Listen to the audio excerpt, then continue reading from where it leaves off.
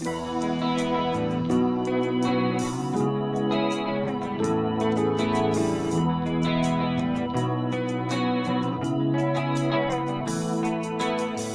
you knew me before, you wouldn't even look my way. And welcome back to Sullivan's Unheard Voices. I'm here with Kevin. Kevin, you have such a unique and amazing story that I really wanted to talk to you today. Like, how did you get into this idea of healing and juggling? So, um, it's a it's a long story and a very complicated one.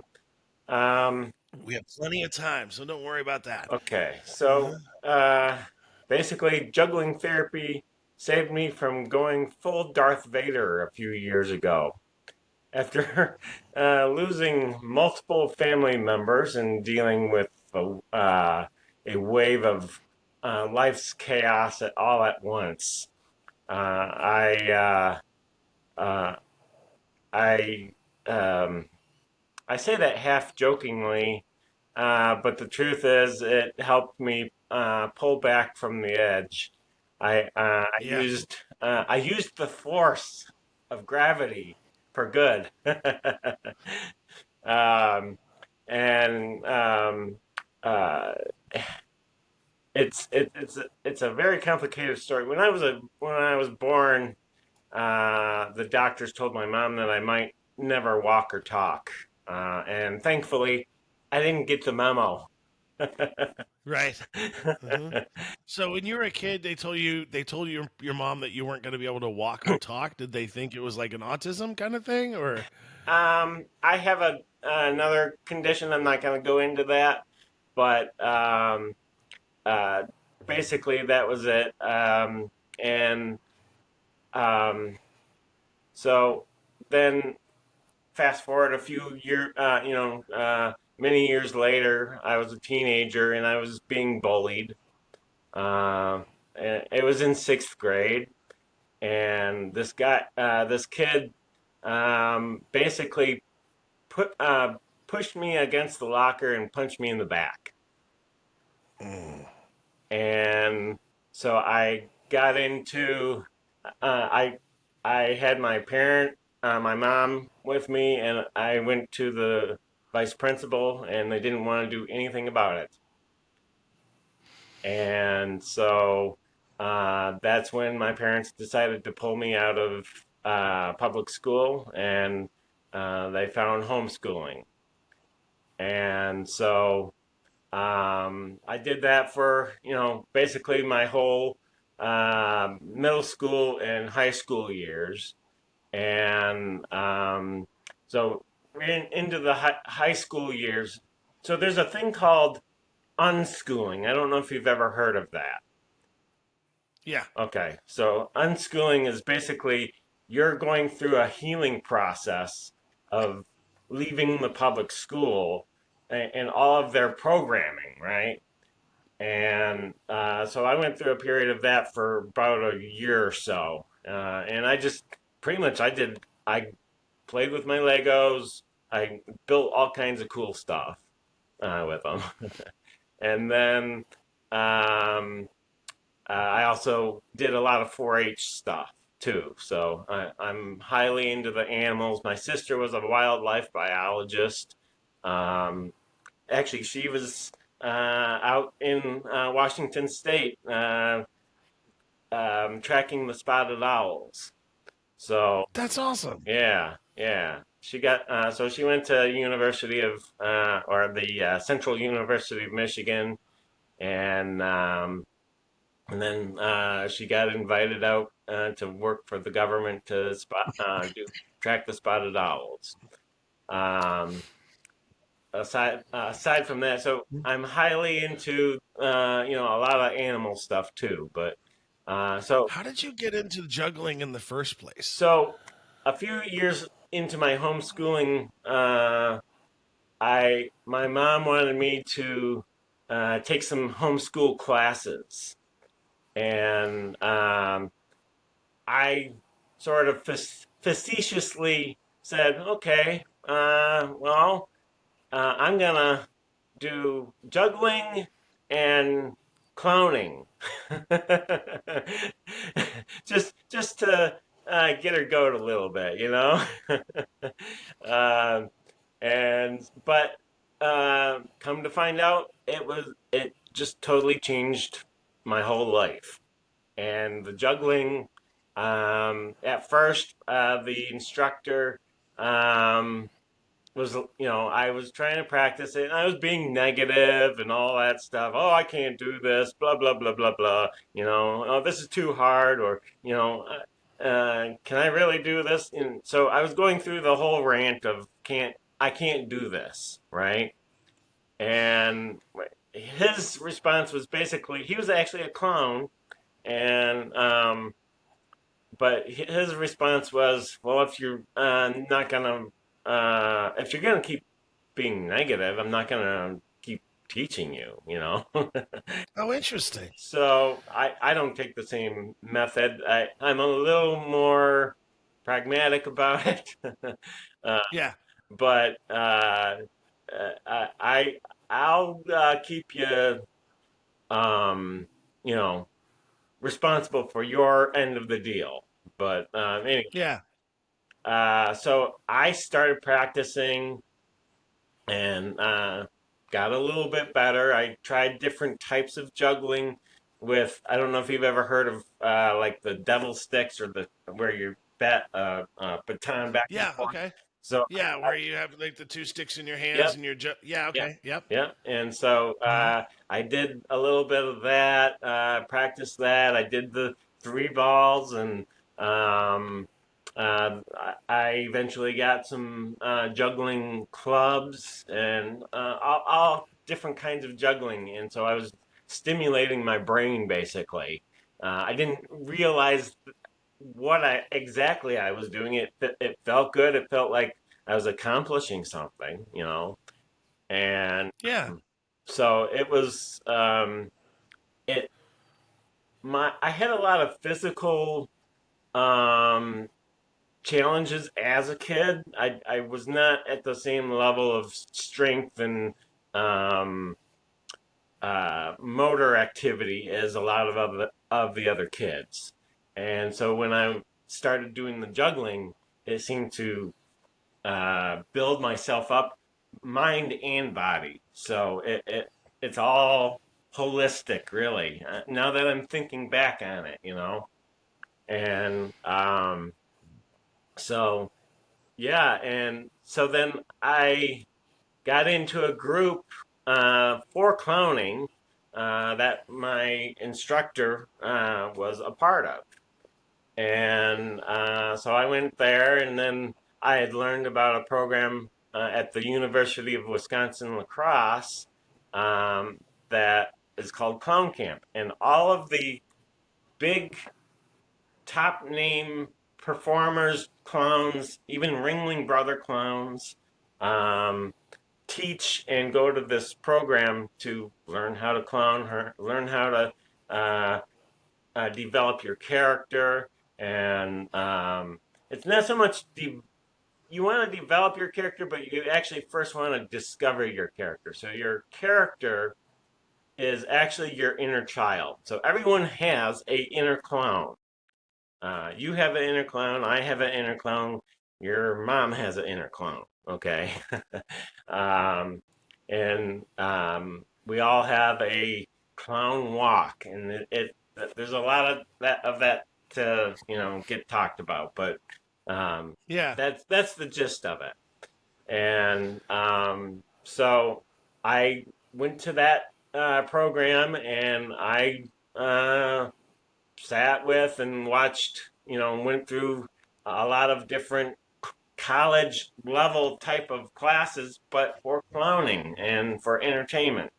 We actually sat in the halls for the where they would do their lectures, and we would do character development, learn how to move as a clown, and discover that inner character. And so I was still working on my clowning. I was still working on my juggling, They had a thing where you could do every night you could do um, like open mic night. Every night was Okay. open mic night, and you could go practice whatever you wanted to practice up on stage. And so I made sure that I got up there, no matter how nervous I was. Uh, I was never really all that nervous, but just trying to get out the content out of me without being like without a lot of uh, oh my gosh, what am I doing here? you know. Yeah. Okay. Yeah. So And so, go ahead. were you ever able to work as a clown? I was. I was. I've done a lot of clone work from working at nursing homes, hospitals, company picnics like Ford Motor Company, uh, Oakwood Healthcare, that type of thing. What else? TRW. Um, I've done the America's Thanksgiving Day Parade with in downtown Detroit. Um, I've done and I juggled walking down the parade Oh, talk about pressure. Well, I've gotten a lot of practice with that. Just being able to walk and juggle at the same time and joggle. Juggle. The juggling is juggling and jogging at the same time. That sounds to me like a disaster waiting to happen. I, again, I got practice, and sometimes you got to catch up to the rest of the unit, and so you got to pick it up. But you also got to entertain too. And Yeah. so I've done a lot of that different type of stuff. So and then in '96, in '97, I was invited to perform in the Royal Hannaford Circus. Wow. And That must have been a lot of fun. yeah, but actually, there's another part of it that I missed. Before I went to clown camp, my dad um, uh, donated some money through a radio program that um, got me a certificate to say that I could be a clown in the Shrine Circus. I went there. They dressed me up. They put the makeup on me. All of their job. I didn't have my face yet or anything, established.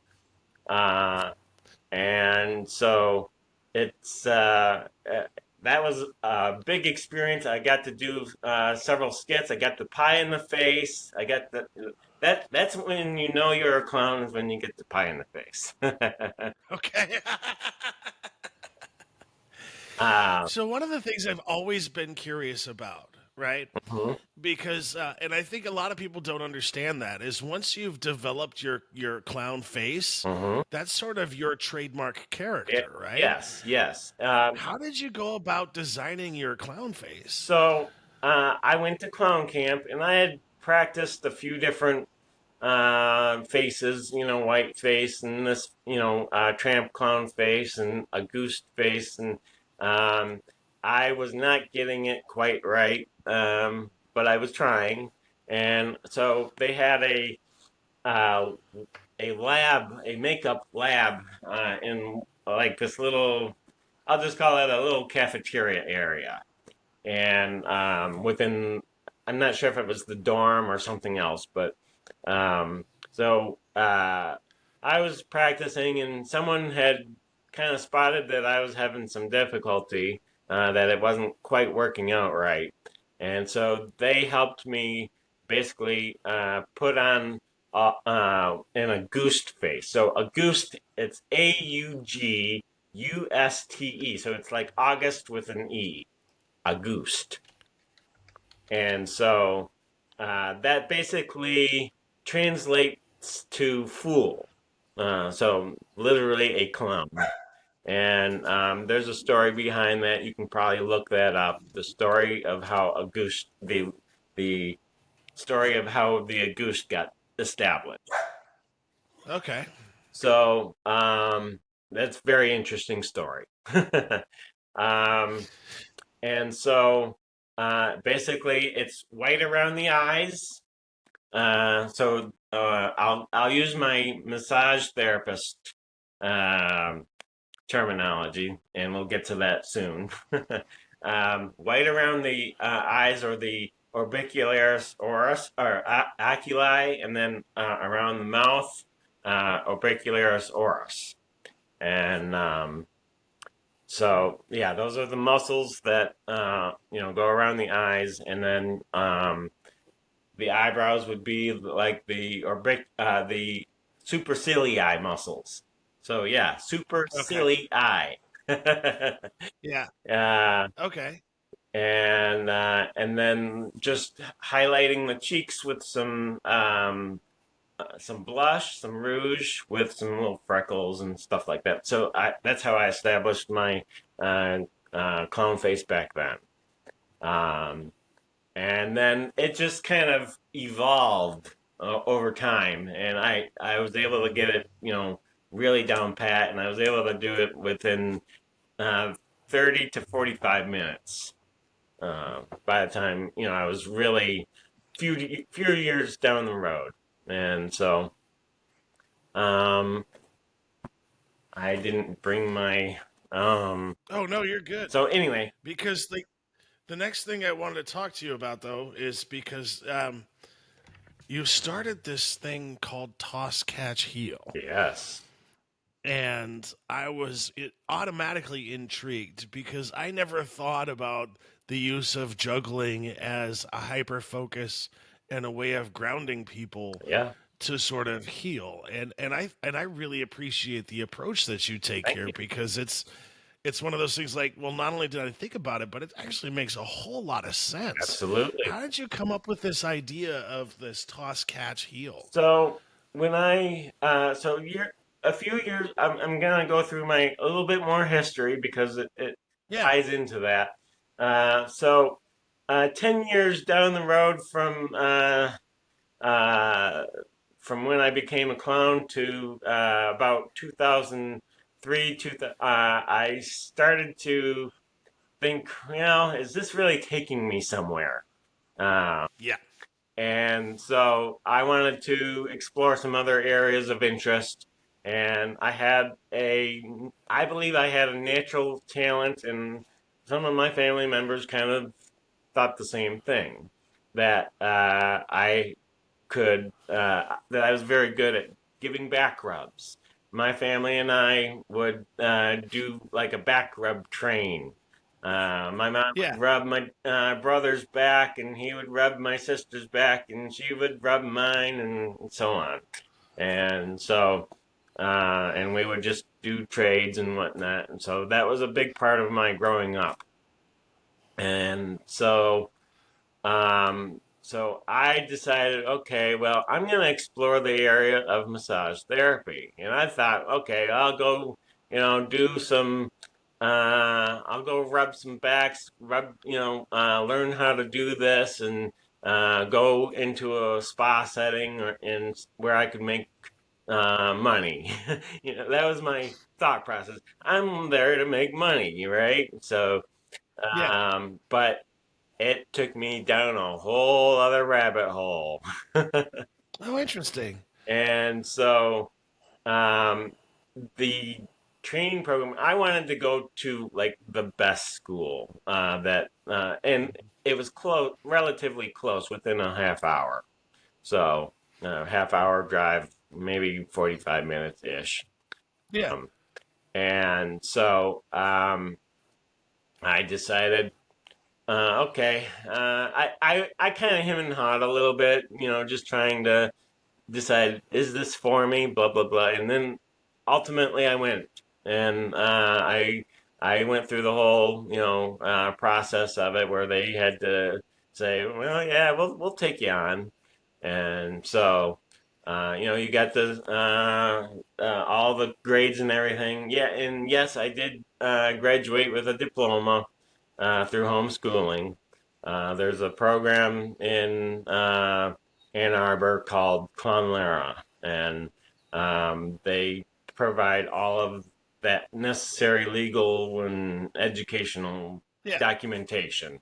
So, um, anyway, so I went to uh, the it's called the Ann Arbor Institute of Massage Therapy. They are no longer around at this time.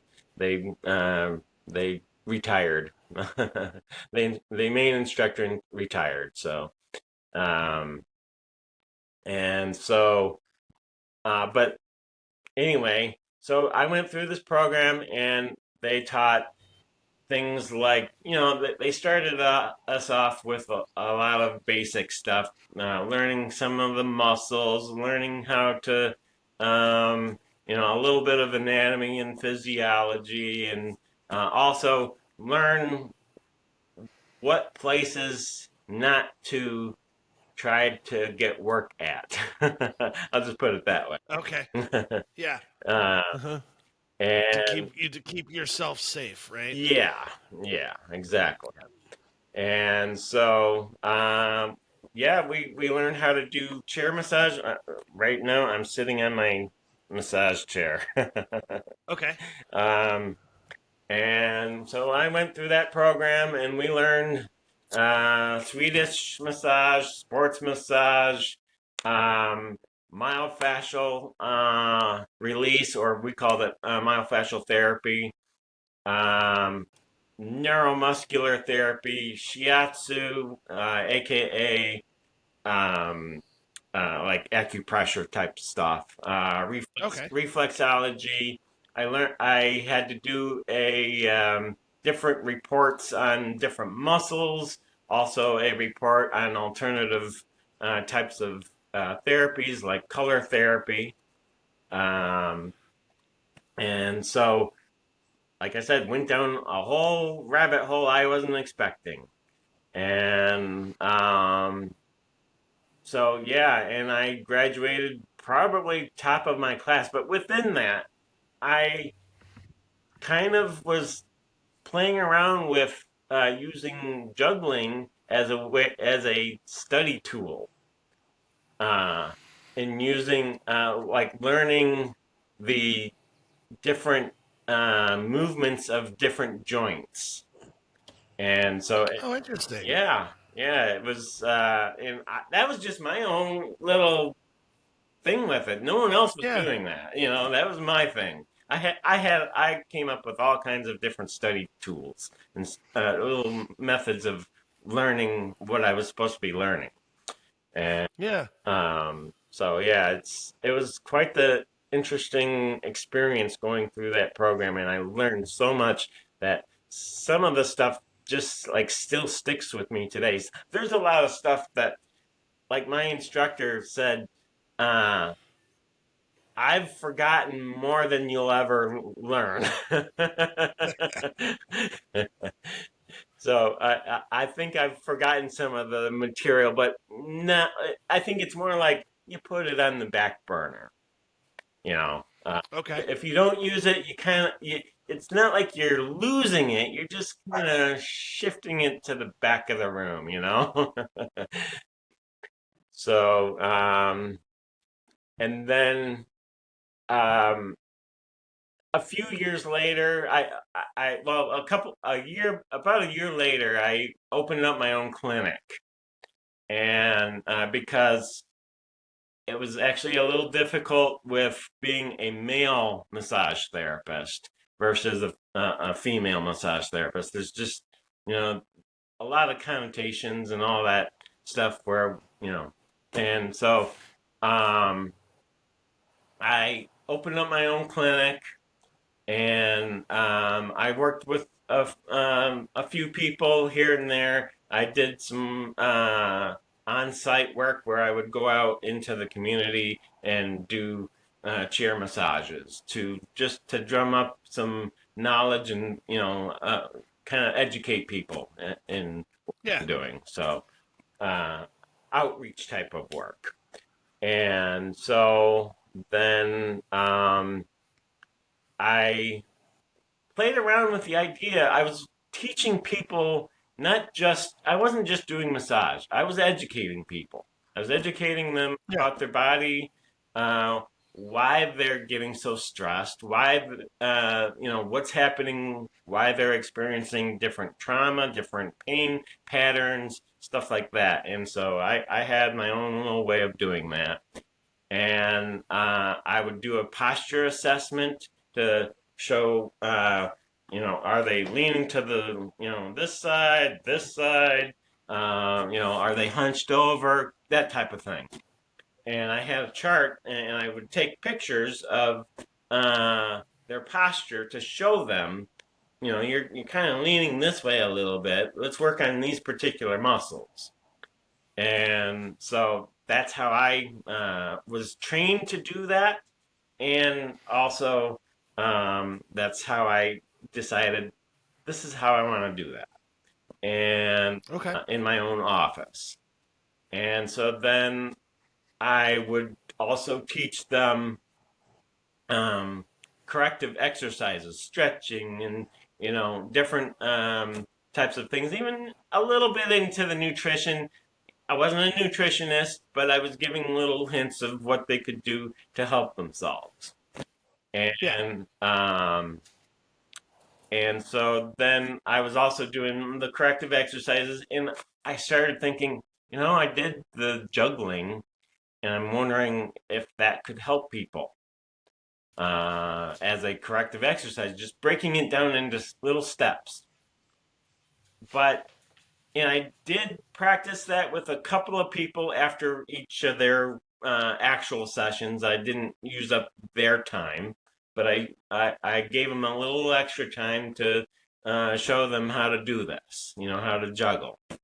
Um, and just to try it out, just to see where it was going. And um, didn't really go anywhere right then and there. So, excuse me. When a few years down the road, 2008, it kind of came and went, and the whole economy tanked, right?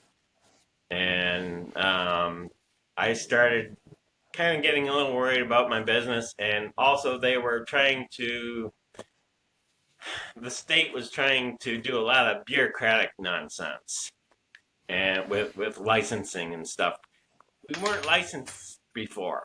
And now all of a sudden they want to license massage therapy, occupational licensing, which is really, I don't think that's even, you know, constitutional, but that's beside the point. So I decided Right. it's time for me to move on. Try. I was going through some other stuff, and I was kind of waking up, in a sense, to realities of the world. I'll just put it that way. And I needed some time off, and I decided, well, okay, I'm gonna try some other things. I did some gardening, got really heavily into that, and so and then 2017 hit. I'll say this. My family had a little Christmas party amongst ourselves. Um, and my sister came from Washington, so did my brother. My brother lived in Washington for a while. And so then in 2017, uh, my sister passed away from cancer. And uh, so that was really tough on all of us. And then in 2019, my dad passed away. And that was all of a sudden. Didn't know that was coming at all. And it was like right in the middle of the night. And so then um, my mom and I were just there, and my brother was in Washington, and um, my mom's health was starting to, she was having some health problems. Her vision was not doing well, and we were thinking that was just like cataracts or something. But then um, we were dealing with stuff, uh, Yeah. and that, um, and then I was trying to help her along with my aunt to go to some different doctors and stuff like that. But of course, 2020, you weren't really able to do anything, uh, and so um, that was pretty hard. I was pretty much like, I'm a little bit of a prepper type of person, and so I was learning how to be prepared for stuff hits the fan type of stuff. And Right. so I had my garden and a few other things going on, and that was just really hard. And then my mom ended up having an issue where she got a pill stuck down her uh, in her throat, and it was a supplement to help her calm herself, and it just got lodged in there, and she could breathe, but it was still kind of lodged in there, and not very comfortable. And so we were trying different alternative methods, and then we just decided, okay, it's time to take you to the emergency room.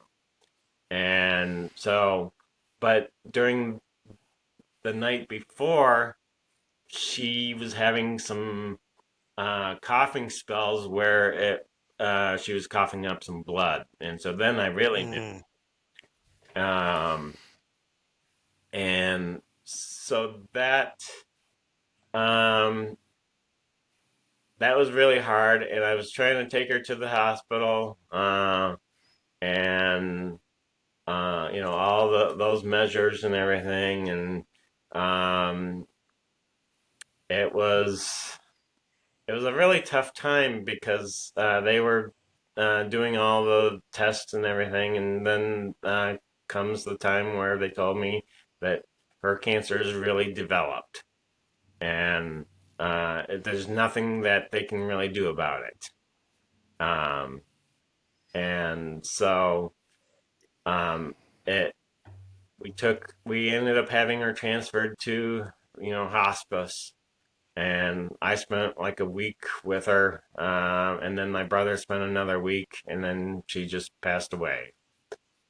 And Such luckily tough. I was able to at least spend a week with her in her room, which that was a almost unheard of, but they allowed it. And so I was going through a lot of stuff like, what am I gonna do? Because Um, I was not really working at that particular time, and I was going through a lot of junk, and uh, yeah, it's just a lot of stuff happened, and so um, So, how did you make the connection between you needing help and juggling as a so source there of there like was a mental lot of healing? personal stuff that went on between me and my brother. Not good stuff, I'll just say that. Yeah. And I stayed in the house for another year, and but he was trying to sell it, and eventually I was sort of forced to move out and go rent a place, and um, so I it was during the winter time too, so it was really rough to get this all handled, but I handled it, the best that I could. I managed to find a Yeah. place down the road, only about 3 miles away. And um, I I was in this place, and it was still wintertime. I did a little bit of juggling. I was trying to meditate, just trying to work myself through all this that was going on. And so I, during the spring came, all the nice weather, and I said, okay, I've done the juggling before, and it has helped me improve myself. Let's see if it can happen again. And so went out to practice some different kinds of juggling, pulled out my clubs, did some of that. I was practicing some tricks that I never tried before, and I was having some success. I mean, little successes, little bits, Yeah. but it was enough that I was getting a dopamine rush. I was getting a rush from it. And so I'm like, wow, this feels really good. And something's happening. And so I keep doing it. And, during this time, I'm doing a lot of rumination of what was going on in my life. And um, and so as I started to continue to practice during the nice weather and inside, where the room that I was practicing in during the winter season had a very low ceiling. I mean, really low. I could touch the ceiling with my hand, and I'm not very tall. So, um, I I did what I could then, but as I was able to get outside, start practicing more, do more stuff, I was able to really um, keep working at it. And I noticed every time I was practicing, I was not ruminating. And the more that I did it, the less rumination that happened. And Okay. it just snowballed from there. And so I was digging my way out of that dark side, of the force, right? And so that's basically how it started. And so then I did it for about 6 months, and then we were having a garage sale at this place, and then like that Saturday it was like all rainy, and so my I actually lived with my landlord, my landlady, and she gave up, and everyone else gave up, and I said, I'm sticking it out. I'm gonna go underneath the tent. That there was a tent there, and I just put a few of my things out there and see what I could sell. And so I was like, and then this lady came by, and she was interested in some of my Tupperware, my mom's Tupperware, right? And Right. um, so then the landlady's nephew came to pick some of his stuff up, and he got to talking with this lady, and they knew each other. And come to find out, she was the organizer of a local festival that they haven't had the festival in a few years because of COVID. And so um, I got the inkling, okay, I need to bring up that I'm a performer, juggler, clown. um, and so I brought that up, and she said, "Okay, well, let's." I showed her a little bit of juggling, and okay, let's keep in touch. Send me your information or whatever. And so I kept on that for a few months, and so then I got hired for that festival. Now I lowballed my fee compared to what I used to do, And the main reason for that was I wasn't sure. I hadn't done this in 20 years. Uh, Yeah. and so I wasn't sure if I was able to go 4 hours each day. There were 2 days, 4 hours. And so I lowballed myself just to see if I could do it.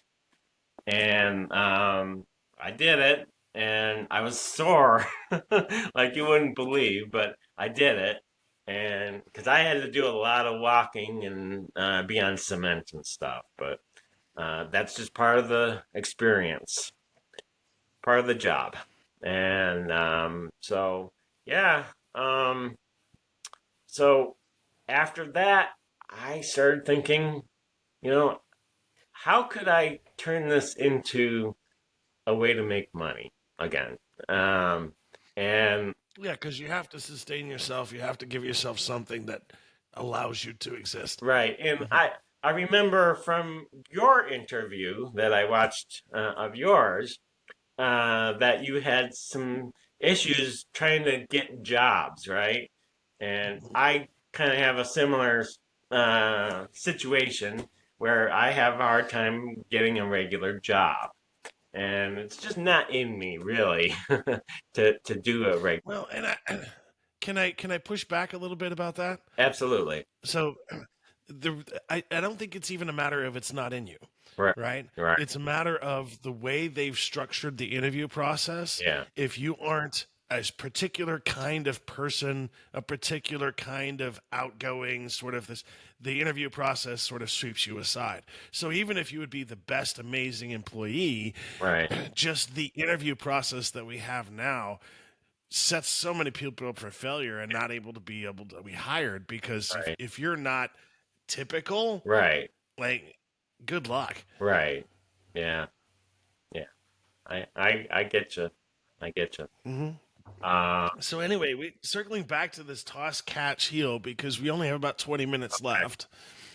So I just wanted to sort of make sure we cover that because right. I'm really fascinated by what you got going on So, there. okay. So I got into the idea of the juggling therapy, and I took it to Hmm. a physical therapist.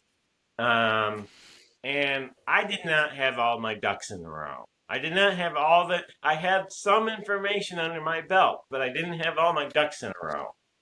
And um, I was just trying to see how they felt about hiring somebody, and didn't really go how I wanted it to. But I felt okay. This actually motivates me to get on the ball with getting the data.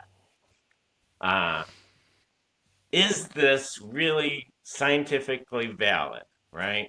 And Yeah. there were some research that I was aware of, but I needed more, and I needed it up here. And so I scoured the internet. I had AI help me, artificial intelligence, and I was working on building a little page on all of this, and then I met a gentleman through a Facebook group who wanted to learn how to be a clown. I was moderating the group, and um, I told him, "You are a clown already. You just don't have the training." Um, and he thought that was just awesome. And so we decided to try out an online um, correspondence course where I sent him videos to practice for him to practice each step on how to juggle and to use this as a stress reliever. He is a CPA, so you can get the idea that he's in a high stressful type of career, especially during tax season.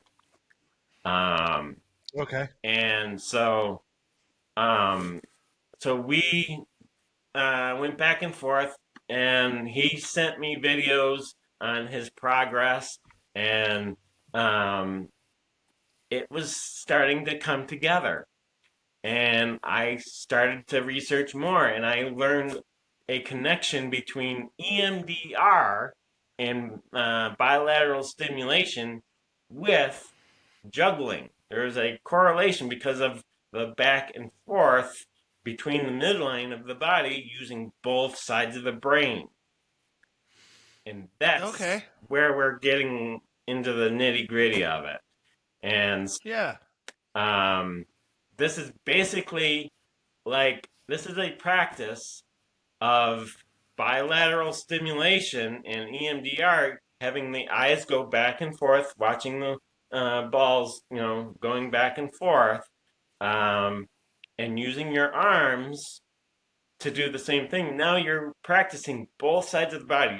You're strengthening even the hand that you believe is your weaker hand, which I have a theory on that none of us have exactly a dominant hand. What happens is um, we have they work together. For example, if you take a glass, an empty glass, and a pitcher of water, and you're having it in up in the air, and you're pouring the water into the glass, which is your dominant hand? You have to have this steady and strong to be able to hold it up, right? And then you Yeah. have to have this one to be able to coordinate with the other one to pour it. So, which is your dominant hand then? I see what you're getting at. That makes sense. Yeah, Yeah. and It's hard to distinguish because you need both of them at equal parts. So one might be stronger than the other, but at doing a not particular necessarily task. dominant. Yeah. And for me, I can actually switch because I'm a juggler and I'm also a massage therapist, and you have to be somewhat uh, ambidextrous being a massage therapist. So being a juggler first kind of helped me be a better massage therapist. Okay. Using both sides of the body because you don't want to overuse one side of the body either while you're working on somebody because you're actually using not just muscle strength, but you're using your whole weight of your body on when you're working with someone. Um, so yeah, that's and so I started developing this approach of how I used to teach juggling at uh, library programs and schools. And so I would Okay. teach, and also other events where I would just teach random people. Some people would come up to me and say, "Hey, can I show you how I juggle?" And sometimes they knew how to juggle, maybe not as good as they could be. And then there's others that were more like, the faux juggling, the fake juggling, right? They think they're Yeah. juggling, um, and that's fine too. But I decided, well, let me show you how you could improve that or something along those lines, right? I was just showing them uh, trading back and forth and interacting with my audience, and so Yeah. I've done programs like that. I went to libraries and I used their books to promote their books to on how to juggle and stuff like that, and they really liked that. And but coming back to the more present time, I developed a better way of teaching, breaking it down into small steps. There's a method and maybe you're familiar with this, a method in the corporate world um, that is called Kaizen. Are you familiar with it? Mm-hmm. Yeah. Yep. So it's taking a big project, breaking it down into smaller steps, making it a little more, you can learn it easier because it's in the finer, smaller steps that, okay, I can toss that. Yeah, sure. Boom, boom, boom. Right. And And so I take people through each step. Uh, and then I was thinking, how else could this be applied in a therapeutic manner? Because it was already rewiring the brain. It was rewiring. I have this phrase: rewiring, um, reprogramming, uh, rebooting, and then refocusing. And so you're kind of rewiring the brain, getting new neural pathways. Juggling scientifically actually is shown to develop new gray and white matter in the brain. And so that's what I was started with. That was the information that I started with. This grows new gray matter in the brain. Now, um, and then I learned, basically the whole process of the dopamine rush, and then other neurotransmitters that are beneficial, and the endorphins and this and that, and so it became a thing where, and I'm still working on it. This is relatively new within the past I'm going to say 2 to 3 years. So, Okay. even though I've been doing teaching juggling for a lot longer in various applications, this is brand new, and just And one applying of the things all that that I learned before. What? and one of the things that I wanted to talk about a little bit is because um, a lot of people are under the misconception that you need to be in really great shape in order to take up juggling. Not at And all. I have a lot of people that I know with disabilities who would benefit from something like this. Abs- And even if you have a disability, you can still do this. Absolutely. I've seen there's videos online. One particular that I can think of is a blind. I think he's like legally blind, so he's got some major issues with his sight.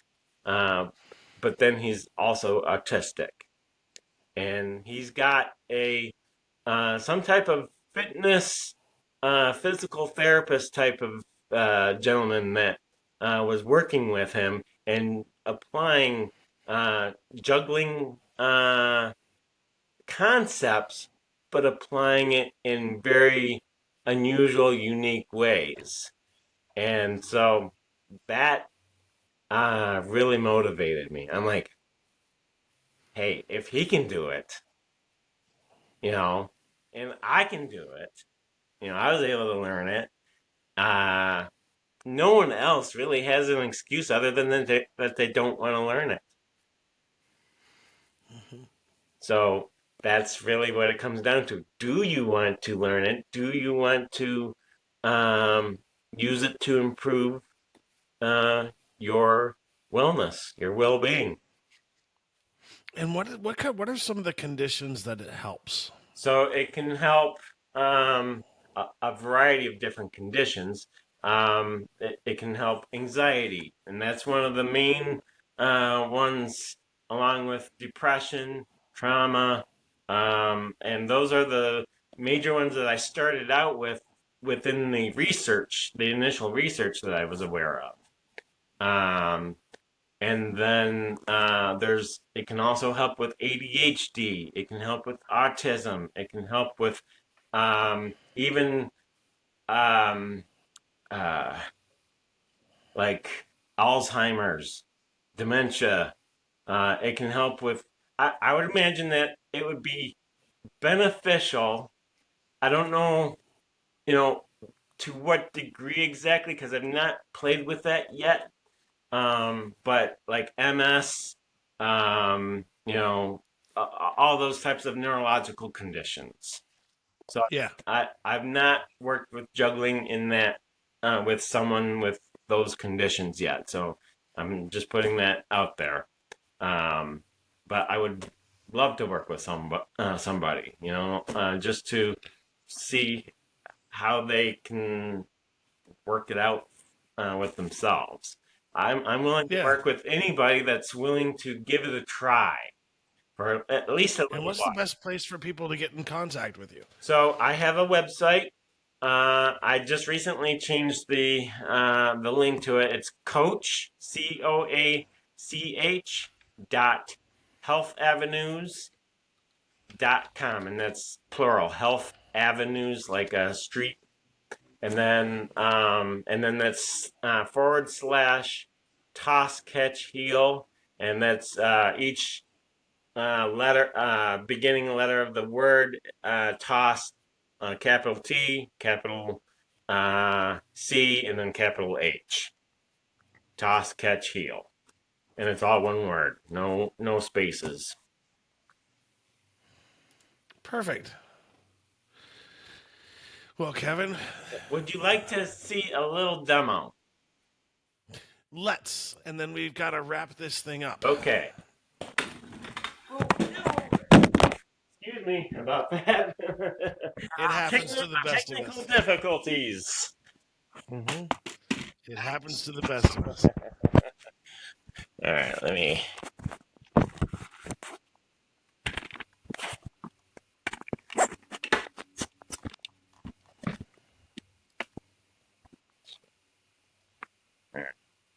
Move this out of the way.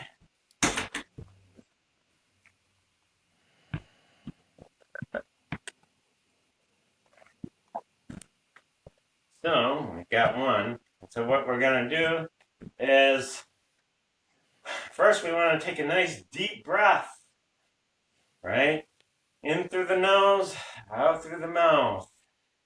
And so now what we want to do is breathe in, and then we're going to bring our arm up like this, and we're going to kind of flick it up and just let it drop. And we want to scan where it falls. And as we're doing this, we want to kind of check in with ourselves because, when we drop the prop, the scarf, we're kind of, I think a bit with a lot of people, a bit of perfectionism kind of gets in our head, right? And why am I dropping this? I thought the whole idea was to keep not dropping it, right? And so we want to take in the whole experience of dropping the prop, okay? And so we want to see how we're feeling inside. Different questions, how do we feel dropping that prop? And how do we feel, stretching our arm up? Does that feel good, right? And just different, check in with ourselves. And so then we want to do it again. And this is a very repetitive practice, obviously. So we want to pick it up and do the same process over again. And how do we feel about having to repeat that process, right? Because that can weigh in on our minds. It's repetitive repetition is all part of this experience, and yet a lot of people, and also making a mistake. This is, you'd think that dropping the prop, we're making a mistake. We get that whole training in public school that, you made a mistake. You're gonna get a bad grade or whatever, right? And so you just want to kind of experience that because dropping the prop is nothing. That we it's actually a very beneficial thing to drop the prop. Drop the scarf or a bean bag. I have my bean bags somewhere around here. No worries. And so we're just dropping the prop and seeing how it floats to the ground or how it drops to the ground and see where it lands. And so if it lands over your foot, fabulous. If it floats somewhere else, not a problem. Just pick it up, keep going, right? And so, and then once you get used to that for a little bit, because you want to get the muscle memory flowing too. This is all about flow. So within Toss Catch Heal, I have a training program called Scarves and Flow. That's like the course within the program. So Scarves and Flow, and so we're just letting it flow, and then you're getting that muscle memory flowing, and then you can actually try to catch it once, and then again, and then if you're successful with that, now you're gonna bring it to the other side, and you're still breathing, and you're kind of checking in with yourself to see how you're feeling about all of this because it's a new experience, right? So you can do the other side too. Excuse me. Uh, and so you just kind of bring it like that, bring it like that, and so you're kind of doing like a little, you know, figure eight type of thing. And so you're actually taking your fingers like this, and you're doing like a little flick with your wrist Okay. as you're bringing the hand up. You're just flicking the wrist just a tad to just let it, launch up into the air. So yeah, so you just do a little bit of that.